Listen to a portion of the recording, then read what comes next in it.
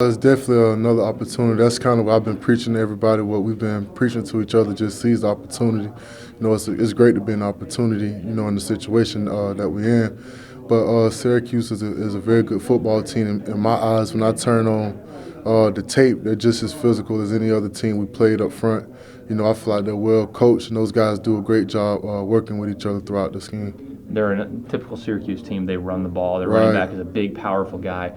You guys love playing guys like that, especially because the last really big running back you faced was Andre Williams, and he was pretty successful. Yeah, so it's just another chance that we have to, really just prove ourselves and just help us out just far as confidence-wise as a defense playing against power teams. Especially in the ACC, we play a lot of spread teams. So I think it's going to present a unique challenge, but I think we can rise to the occasion. Defensively, how have you guys matured over the season? We've definitely matured, and it's just we've matured even more week by week. And a big part of it is just the leadership by the seniors and the older guys like myself. Just grabbing everybody by the hand and just pushing through it together every day. And another big thing is just Coach Pruitt. He does a great job at getting guys to believe in him and trusting the system and just motivating us every day. He coaches with his eye on fire. Well, not the hair, because he's kind of bald-headed, but but he coaches with a lot of enthusiasm. 7 turnovers on Saturday. You couldn't get one? Oh man, I tried, man, but they kept beating me to the punch. So, I'm glad to be a part of it, man. It was a fun game to be a part of. What is that like, just mentality-wise, for a defense? I mean, to have, because it's not like you force turnover, then you wait a couple quarters. I mean, you guys forced them on consecutive drives. What does that do to a team? Does that really deflate their confidence? It definitely does, and it really boosts ours. We feed off each other. We feed off the big plays. So, when one comes, then another one's probably sure to come too. So.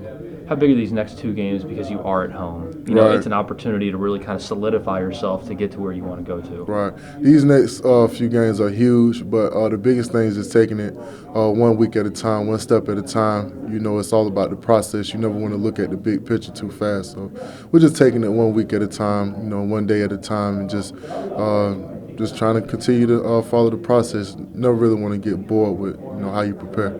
What's been most impressive about specifically the way you and either Jacoby or DeMonte, what's been most impressive? What have you guys been focusing on? The way, is it technique? Because it seems like guys are just not able to run up the middle. It's right. Every single run, if it's Wake, Miami, NC State, if they're going to break a run, it might be some little run to the outside. No one ever decides they want to run up the middle. And if they right. do, you're there to stop them. Right. It's definitely just the technician. Odell, he's hard on us about being technique sound, being physical at the point of attack. I think that's the difference between us and a lot of teams. Guys they're getting off the ball on other teams, but they're not great technicians. And I think that's the difference in our defensive tackles and everyone else. We just play with great technique.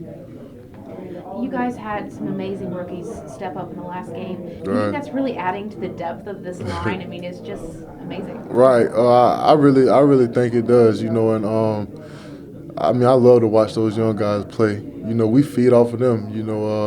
When those guys get to going, that the veterans going to hold their part of the bargain up. So, it's just a good thing to be a part of.